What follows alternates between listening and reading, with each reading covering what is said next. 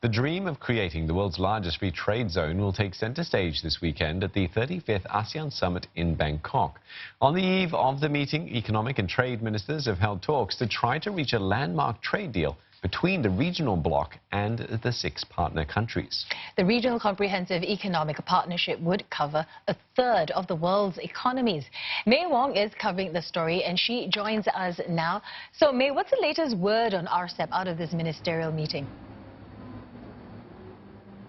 No word. That's the problem. I understand that the meeting has been severely delayed. I mean, we're talking about the fact that the ministers were supposed to have an opening remarks given to the media hours ago, and yet at this stage, we have still not heard anything and have not even seen any of the ministers at this stage. So it only begs the question, is it because the ministers, all 16 of them, cannot agree on the finer points in sealing this deal, or the fact that some ministers perhaps could have thrown up new demands on their end? So this is really extremely worrying for some of the nations, particularly because the negotiations have been going on for 7 years. Many of the countries want to lock in this deal and allow the leaders coming in over the weekend to declare the fact that they will be able to sign this RCEP agreement. But at this point, we really can't tell whether or not we can indeed be able to achieve that. A major peeve and a major hurdle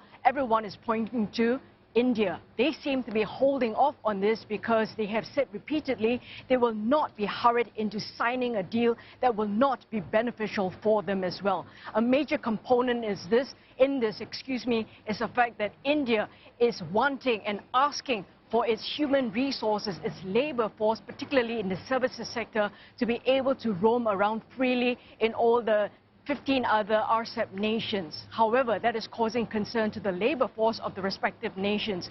On the flip side as well, India is also concerned that their agricultural products as well as their agricultural farming sectors will be hit tremendously because of the low levies, or rather no levies going forward under RCEP, and a lot of the China cheap goods as well as quality dairy products coming in from the likes of Australia and New Zealand will really cripple the Indian domestic market. And so there are a lot of these sticking points that are still up in the air and needs to be ironed out and ironed out quickly. However, a lot of people are really holding out hope on this particular RCEP agreement, given the fact that we have problems in terms of protectionism coming out from various countries. We also have increasing tensions in the trading arena, for example, between US and China, and more importantly as well, given this slow economic performance of the global market today, a lot needs to be done in order to try and prop up the world economy.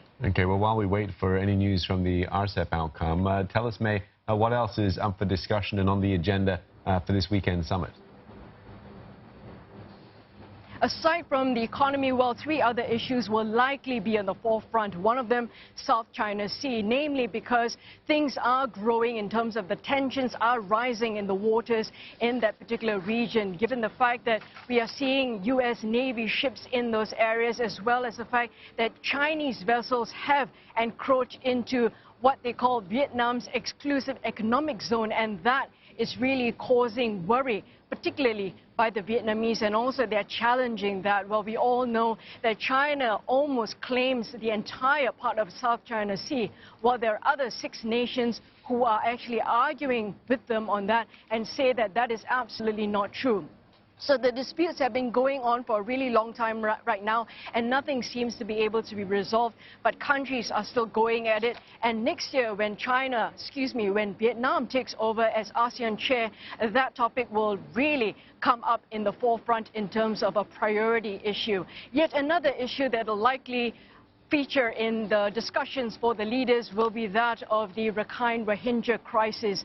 More than 2 years right now, and you still have more than 700,000 Rohingya refugees stuck in Bangladesh, and that is causing not just concern with the humanitarian aspects of it, but also the fact that you could potentially be breeding or encouraging future terrorism activities to occur. So that is yet another subject. And yet the third subject, of course, is we're talking about national security, or rather international global security, when we see North Korea recently just launching again projectiles or missiles into the Sea of Japan. So that is causing a lot of anxiety, particularly when it comes to global security. So all of these issues will need to be discussed, will need to be elevated when the leaders come to Bangkok to have their discussions and also to try to resolve some of these outstanding problems.